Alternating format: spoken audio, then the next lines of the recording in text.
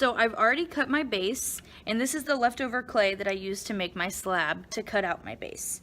So what I'm gonna do to make a coil when I'm hand building is just tear off a little chunk of already wedged clay. It's always a good thing to wedge your clay no matter what. So if you grab fresh clay and you think it doesn't need to be wedged, wedge it. Every time. It's the safest option. You always make sure to get the air bubbles out, and that way you are completely responsible for your own clay. So you tear off a chunk of your clay, and then you just start to roll it in your hand like a ball. It's just like making cookies from scratch. You roll out the dough, and then you make the balled up cookies.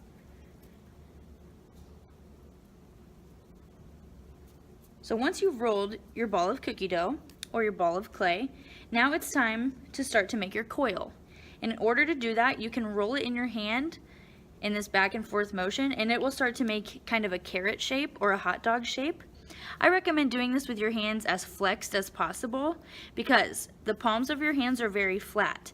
And if you start to just use the palms of your hands, eventually this is going to look like a flattened out hot dog. And I'll show you what that looks like.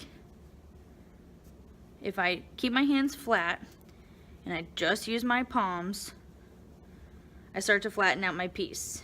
Okay, so see how it's getting flat? It's not round anymore. I want it to be more of a cylinder. So I keep my hands flexed, that way they're nice and curved. And I just keep doing this so my clay rolls out into a tube. Now I can put it onto the table. When I start to wedge my clay, when I start to roll out my coil, I am elongating my clay. I'm just making it longer. Sometimes you notice a little cracking in there. That's okay. It just means your clay is getting a little bit dry. You can always spray some water on it and bring it back to life.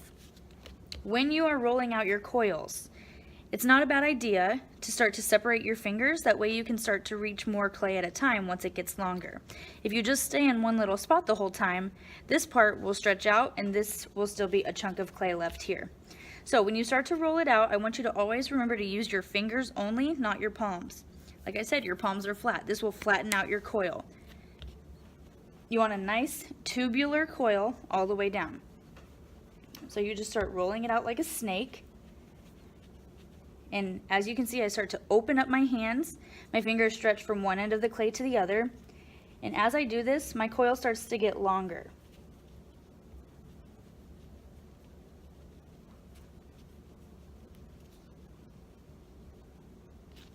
You want to make sure you roll your coil out long enough that it is long enough to go around the base that you've already created. If it's too short, you're going to have to patch it up.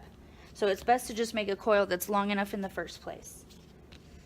Your coil should be pretty even throughout, even thickness. It shouldn't be too skinny in one spot, too thick in one spot. If it's too skinny, it's likely to just snap in half.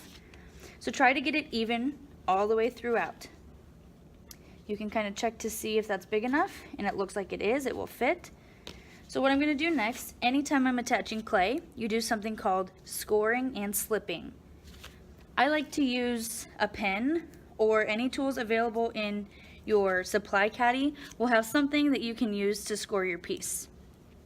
So you're going to cut into your wet clay and make diagonal marks like hatching to score your clay. Basically what scoring does is helps fuse the two pieces that you're connecting together. So if you have two smooth pieces and you go to put them together, they're not going to have anything to hold on to. They're just sitting on top of each other, and if you press into them, it's just going to flatten out. So what this does is basically makes your clay like Velcro.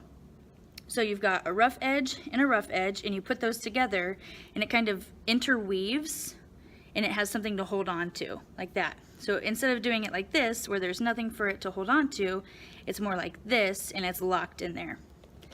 So you want to do that along the whole length of your coil.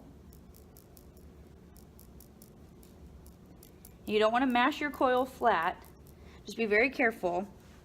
This clay is soft enough that you can cut into it very easily. And then you want to go the opposite direction and make like a crisscross.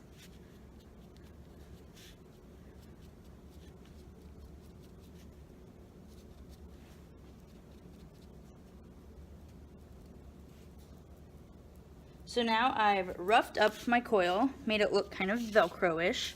Now I go back to my base that I made earlier. So if I go to stick this already scored coil onto smooth clay, it has nothing to hold on to. So this scored coil, as I could score this all day long, but if I don't score this, it's not going to hold on to it. So I have to score my base too. And like I said, fresh clay is soft enough that you can really easily make these cuts. So you just want to go around the whole size of your base. Make sure you're crisscrossing those marks.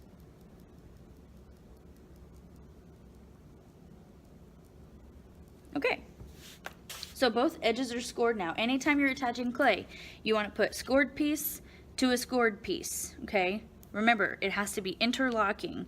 If it's just smooth on smooth, it's going to slide and it won't attach. Always make sure it's like Velcro. But we're not done yet. So when we go to score, after we score, we have to use something called slip, which is basically like pottery glue. It's clay broken down by water, and it's got kind of a muddy consistency. Looks like mud, feels like mud. And this is what we use to attach our two pieces together. So this is the pottery glue that we need to make sure our pieces are attached. So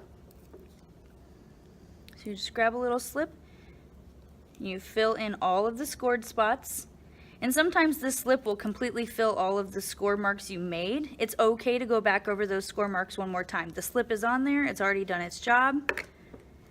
And then you can just go back in and make those cuts one more time just to make sure you've got that good Velcro connection. Okay. So now I've got my scored piece attached to my scored piece. And I kind of press it on there to really secure it. I'm holding my coil as I'm pressing this onto my scored clay. But now, as it's really secured on there, it looks like this coil's too long. So what I'm going to do is just pinch the edge of that off, and now it's about the same size. But when we attach two pieces together, can we put two pieces of smooth clay side by side? The answer is no. So I have to score this also. So I'm just going to score the edge, and then I'm going to score the other edge. Put in a tiny little patch of slip and squeeze those two together, and now it looks seamless and like it was the perfect size all along. But after we have scored and slipped and attached, that was score, slip, stick, now we need to move on to the fourth S of attaching clay. Score, slip, stick, and smooth. So it's always nice to use a tool. Wooden tools I think are the best for this. Your supply caddy will have smooth edged wooden tools. You always want to make sure you support the inside of your piece if you're working on the outside. That way you don't press too hard and your walls don't collapse. As you build up your coils, you make what are called walls. So you'll have a wall of your piece. Think of a cup. It's got walls. The edge that holds the liquid is the wall all the way around. And if you're working on the outside of the cup and not supporting the inside of the cup, if your tool slips or you're pressing too hard, you may poke into it and the piece might collapse. So always support the inside if you're working on the outside. You're going to start with the smooth edge of your tool, start at the bottom of the base, and kind of pull up that clay, and it smooths out the spot that you just scored and slipped and makes it look like one solid, smoothed out piece. So here you can see original base with my coil. And then you see over here where it started to be smoothed out. So I'm going to go around and I'm going to smooth it a little more, supporting the inside as I work on the outside.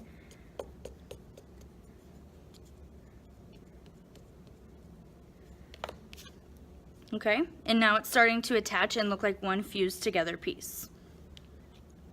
Next thing we need to do, always make sure our name is written in the bottom.